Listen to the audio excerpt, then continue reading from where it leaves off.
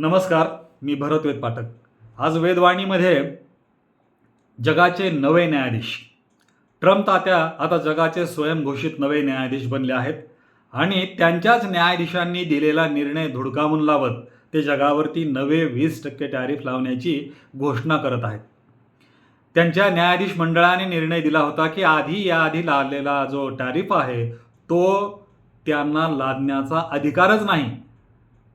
अनाधिकाराने त्यांनी लावलेला हा टॅरिफ नियमबाह्य आहे असा निर्णय त्यांच्याच न्यायाधीश मंडळाने दिला. मात्र हे न्यायाधीश मंडळच अमेरिकेच्या हिताच्या विरोधात आणि विरोधकांचे हस्तक आहे अशी घोषणा करत ट्रम्प तात्यांनी नवी घोषणा केली की आता मी जगावर नवे 20% टॅरिफ लावेल. माथे फिरूसारख्या वर्तनातून ट्रम्प तात्यांनी आत्तापर्यंत जगाला वेठीस धरलंच आहे.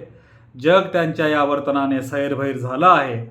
त्याचे दुष्परिणाम आता हळूहळू सगळीकडे दिसून येतील. त्यांच्याशी लागणाऱ्या करारामुळे जे नाईलाजाने करार करावे लागत आहेत त्याचे परिणाम सर्व देशांना भोगावे लागणार आहेत.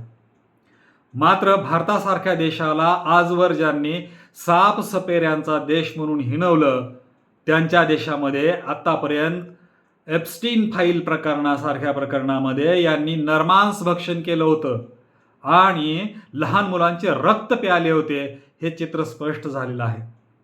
ट्रम्प तात्या हे एक नवे ययाती आहेत आणि त्यांचे सहकारी देखील ययातीच्याच भूमिकेत आहेत.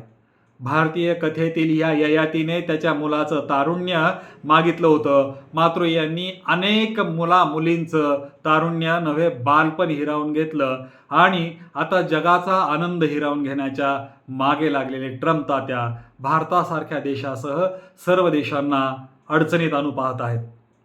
माथे फिरू ट्रम्प तात्या वेळीच थांबले नाही तर जग अडचणीत निश्चितच येईल. परंतु अशा या स्थितीमध्ये भारतासारख्या देशाला एक संघ राहण्याची गरज आहे, कारण आतून दुभंगलेली घरं कधीही दीर्घकाळ उभी राहू शकत नाहीत.